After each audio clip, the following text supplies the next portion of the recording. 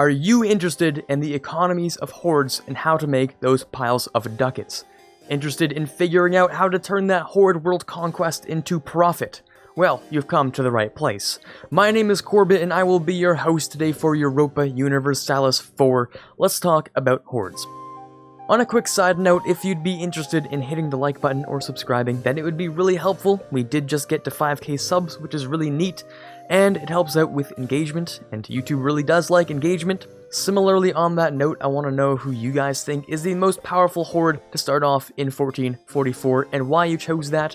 Again, it kind of also helps with engagement, so that'd be kind of nice. Right then, back to the economies of hordes. We're going to talk about not only how to stay out of spiraling debt, but also how to get yourself a pretty stable economy. Let me begin by saying I'm not the prophet of hordes. Clearly there are a lot of people out there who are better at playing hordes than I am, and I've only played a full horde playthrough once. However, as a concept, there are a lot of things you can learn from one playthrough, and this first horde game playthrough that I've ever played in my life is actually going to be a world conquest fairly soon. So I feel like there are a couple things that I've done decently, if I'm able to get this far at least. Alright then, let's talk about some of the misconceptions a lot of horde noobs have about playing hordes and more the economy side of things. One is that horde economies cannot be stable because of raising, which is absolutely not true. Raising is actually the only thing you have going for you until the 1600s, and it is where your stability is going to come from. Don't be fooled by thinking that raising and taking money from people cannot be a stable economy. It most certainly can and will in the early game. 2. You should only raise if you need horde unity. Again, this is a moderate thinking style, and it's kind of based off of keeping more development means more money, right? To a point, kind of, yes, but to an even greater point, no, not really. We're talking about the large scale of things, talking about how you're gonna still have an economy by the time you reach the end game, so no, you really don't want to not raise things just because you have full horde unity. Burn it all down and I will tell you all why later. 3. It is easy to end up in a spiral of debt as a horde. This is one of the things that tends to turn new players off of hordes more than you'd think. It kind of makes sense. I used to subscribe to that idea myself before I actually played a full horde playthrough. However, through my experience now, it's really not so bad. At least I never really found myself in a situation where I thought I'd be debt spiraling and that the game was gone, it couldn't be saved. There was never either a point where I thought I might have to go bankrupt either. We were pretty much fine the entire time, so honestly, there are a couple things that I think can solve these issues if you're having them. Okay then, now let me explain a little bit more of what I mean with these by going through a rough timeline of how your horde journey is going to go. Now, let's be frank, each horde is going to have a different pathway, or a different story, so to speak, of how your early game is going to play out. But some common denominators are having a poor economy and using a lot of cavalry to begin with. So no matter who you're playing as, whether it's the Great Horde, Oirat, Yarkand, it doesn't really matter, you should be fighting your first war pretty immediately. The great thing about hordes is that you can punch way above your weight throughout the entire game solely due to your cavalry. So your first war, in my opinion, should be against a non-horde that is decently sized, so you can raise a bunch of development off of them. This could be Muscovy as the Great Horde, or it could even be Ming as Oirat, it just depends on who you're playing and where you are. But the concept is pretty similarly transferable. After your first big war is when you'll start to notice, hey, I don't really have any money except for what I just raised and what I just took for, say, war reps. Well, congratulations, that's kind of the point of playing hordes, pretty much. Early game horde money is like stealing candy from children, but really if that was the only way you could possibly feed yourself, is kind of the better analogy here. Conquesting happens so often that in the early game, you really can't afford to stop, or you'll just keep losing more and more money. This, I think, is where the debt spiral tends to come into play. Ask for war reps and full cash pretty much every time you're fighting someone that is at least twice your development. Other than those guys, you want to be taking as much high development land as you can. You want to have at least 5 years of treasury stacked up at any given time, so that your truces also balance out roughly when you're getting low in your treasury. Since we're also still talking about early game, let's talk about developing the Renaissance in your capital. Of course, you're gonna have to do that, and it's more than likely going to be absolutely trash to develop. That's kind of alright though, because although you're going to have to develop a lot more institutions in the future, don't worry, that's kind of one of the only times you'll have to suffer really awful development costs for those few times. Because now we get to talk about the first fun part of the game, which is going to be your first idea group. This should pretty much be a no-brainer, because if you need money, you get money modifiers. It generally is that simple. Now, the only downside is that you'll be spending a lot of admin points to rush down the economic tree. Don't worry about that though, you can use wars to take exclusively money, war reps, and humiliation to get yourself some more points and money while occasionally taking land to subsidize your horde unity. That's pretty much the plan you're going to want to go with. Now you might be asking, so why am I even rushing down economic? There must be some better idea group I could take, right? Well, let's just say that the minus 20% development cost is a mystery tool that would help us for the rest of the game. Not only that, but having those modifiers will help decrease your monthly deficit. Yes, of course I said deficit. I really hope you didn't think you'd be making money at this point already.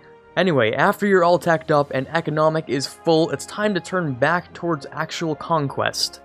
It depends a lot on where you're playing, but in early game horde play, it's generally better to expand in a single direction towards the most development. Hordes have this interesting style of play where you'll have a massive economic base in one continent while you're invading the rest of the world late game. This is because states are severely limited in comparison to the true number of territories you'll have. Your general direction of conquest should be towards really high development states that you won't be raising in the end. Especially states that are in easier to develop terrain like grasslands, farmlands, and comparatively drylands. This is what makes so much of eastern China, say, a really good region to set up your states.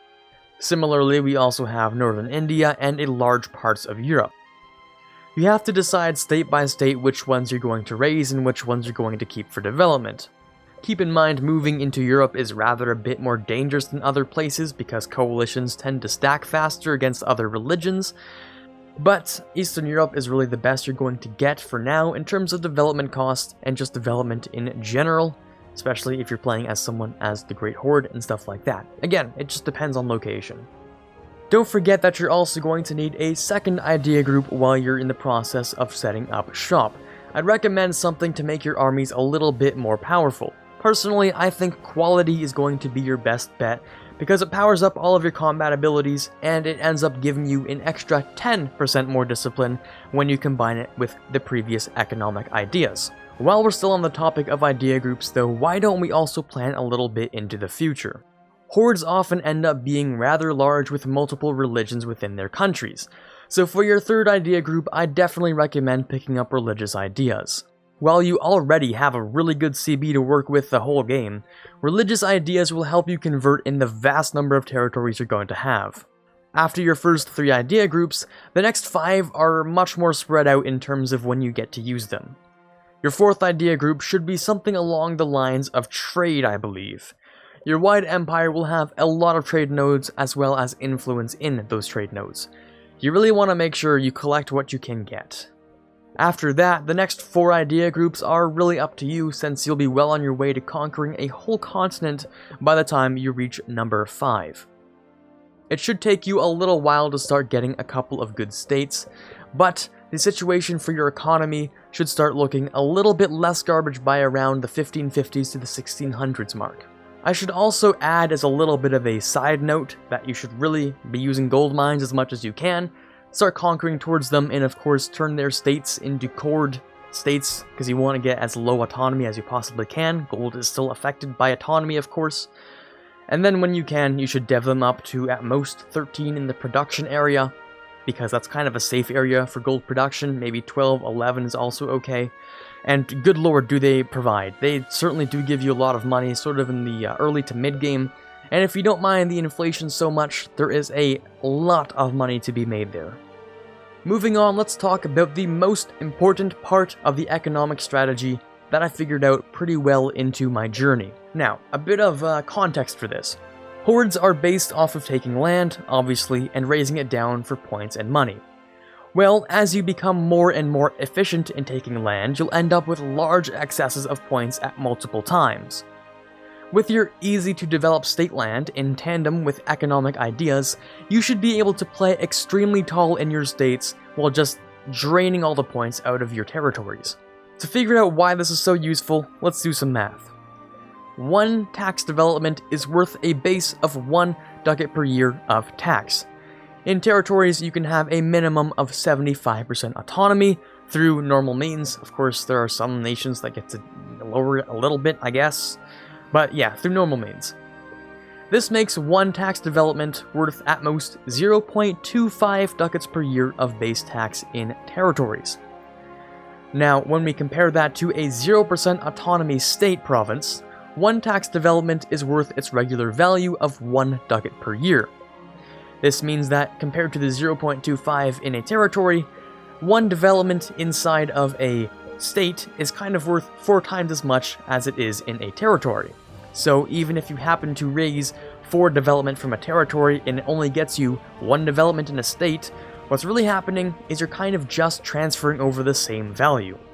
Of course, you can also take into account the fact that estates exist, which kind of does make the process a little bit less efficient, especially for those controlled by the estate, because they now have 25% autonomy instead of the regular 0.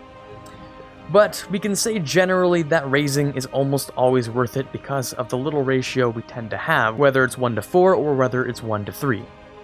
Not only of course for the reasons mentioned, but also because it allows you to take between 30 and 40% more overextension in a peace deal than you would normally be able to do. This also in turn means you can shove more power points into your economy at once and bring you up a little bit faster. Take into account the ability to build universities in all of your states, once the economy really starts booming of course, and you end up in this sort of upward spiral instead of the downwards one that a lot of people end up in. Just in comparison, here's what a first-time Horde player's year 1500 looks like. Now compared to the year 1600. And now compared to the year 1700.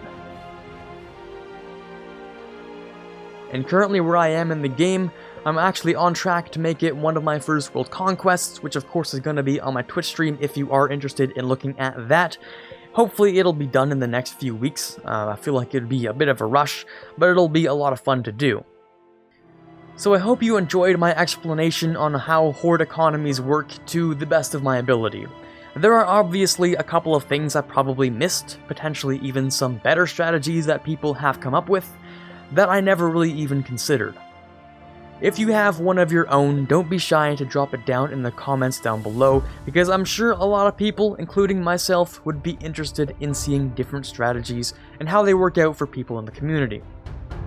Of course, that is it for me today. This is Quarbit signing off, and as always, have a fantastic day.